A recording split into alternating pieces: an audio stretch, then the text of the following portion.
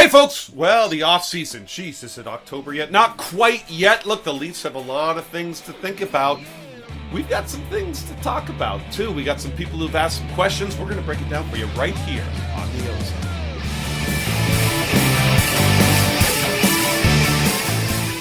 You're in the offensive zone, your place for Leafs hockey. Hey folks, welcome to the OZone. That's Coach. That's Katie, and I'm the Diva. We're here to talk all things Leafs. Listen, folks, it's a long off-season. We need some input on how we run this show. We want you to leave comments after these videos, certainly after you hit like, and share it with all your friends and family, of course. We take your comments to heart. It helps drive the content, and we want you to participate here at the OZone. Seriously, it helps the show. We have a Twitter feed. You can follow that here. We have an email address if you want to send some comments here. Of course, you can add a comment to the video, and we have an Instagram feed that you can follow as well. Coach?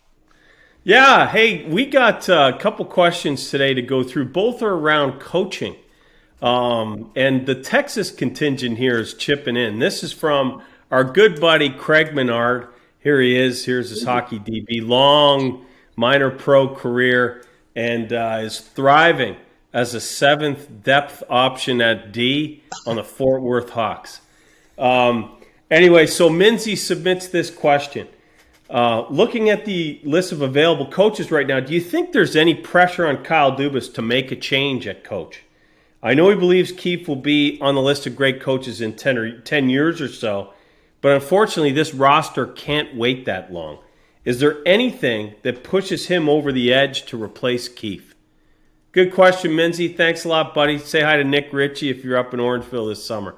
Kev, what do you think about this whole coaching situation? You think Keefe is safe? I think he is from Dubas. You know, unless he makes sort of a mistake on social media or does something away from the rink. Like I think we forget they were together at the Sioux, and they turned the franchise there around. And I think there's a pretty decent argument to be made that the architect of this style of hockey was just as much Keefe as it was with Dubas. So I actually think that Dubas looks at Keefe as being the right guy, best option to run it. So I don't see anything in the immediate future to change that. I do think maybe if he get off to a slow start, he might have to do it to save his own job. But I mean, he's been very loyal to players. I think he's probably just as loyal to Keefe as he is to any of the players. So I don't. I think they're a package deal.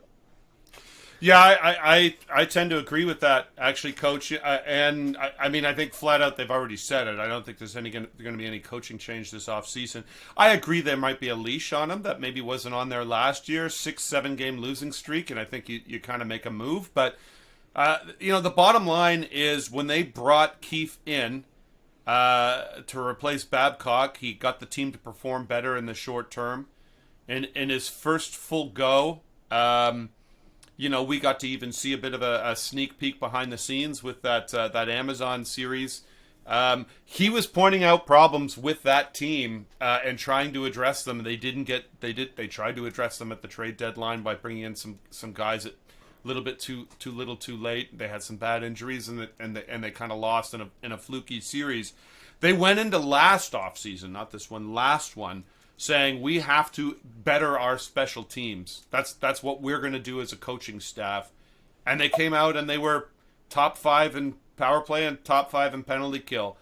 They put up 115 points in this season. They broke a franchise record. All of these things, you got to kind of go, hey, we're getting what we want out of a coach. We're just not getting out of the first round. And this year, we had a couple of bounces, and we maybe take down Tampa Bay Lightning, who could ultimately end up being a 3-time Stanley Cup champ. So I think he's safe.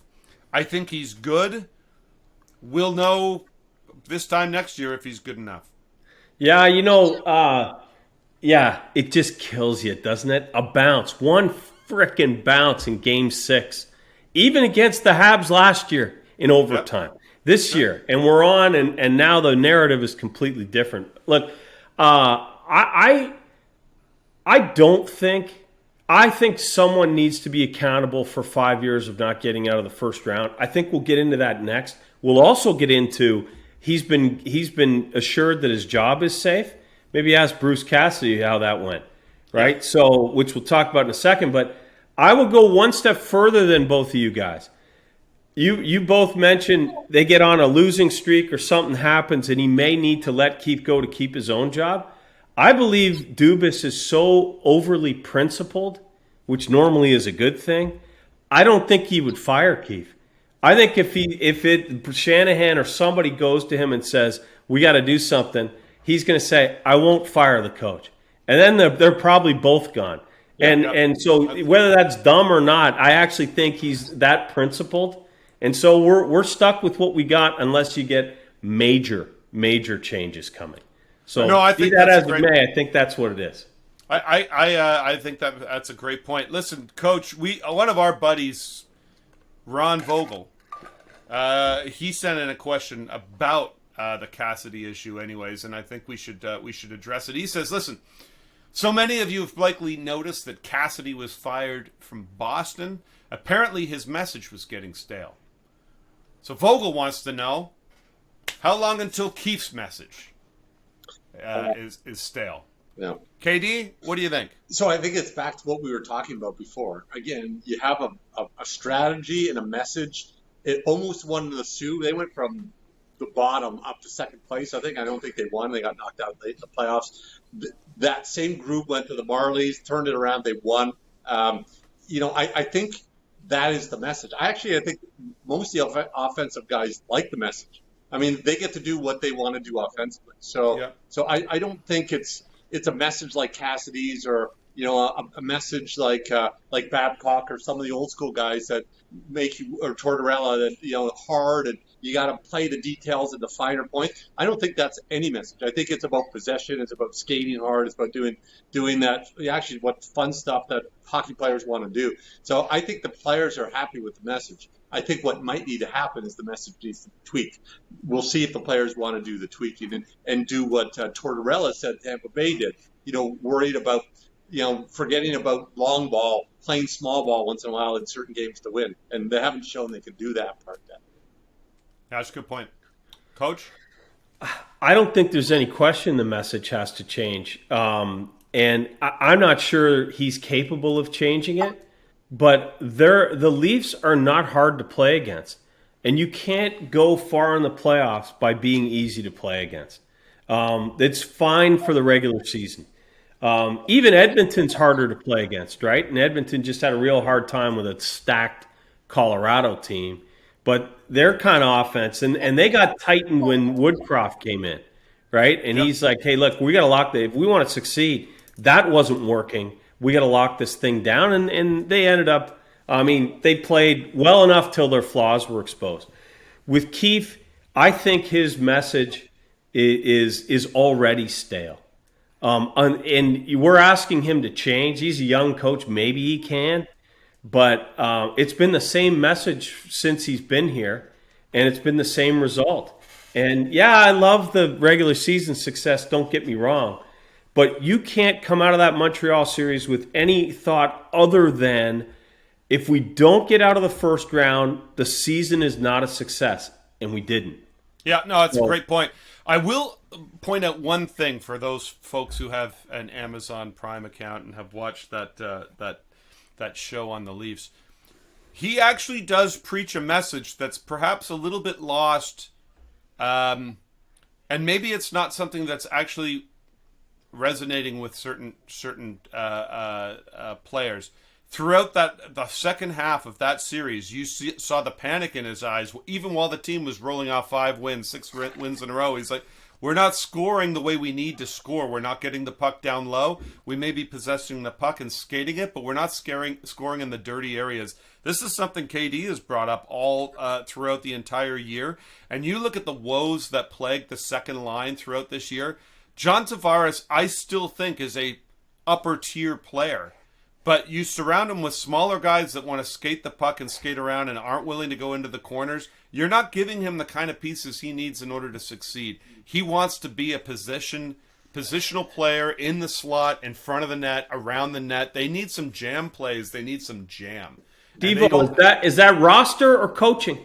That's both. Because the coach has been telling them to do this. He did it 2 seasons ago anyways. Coach was the guy who put him with Nylander and Kerfoot all year. Now, fair enough. I don't know who else you got. Mikheiv's not real tough either. Yeah. No. But it's either the roster or the coaching. Yeah. No, I think that's fair. It's just, some of the players might. I do remember a long scoreless drought for Nylander that was broken up when they were playing in the North Division by on his ass poking a puck in against Calgary, against Big Save Dave, actually, I think. Late in the third period, it actually got him off the schneid. He had like a 19-game scoreless streak going or something like that. He scored in the dirty area and then kind of scored 2 or 3 more goals that bounced off him and went in like that over the next few games. They got to get some... It doesn't matter who you are. It doesn't matter if you like to skate. You still got to learn how to play hockey inside, close to the net. Yeah, good teams do that. Yeah. Coach, I would be... If the question is, what would you do first? I would get rid of the GM before I would the coach, personally. I think there's more issues with the construction of the team than there is of how they play. Now that, folks, is a spicy hot take. Wow. Yeah. There you have it, folks. Everything you need to know about your buds.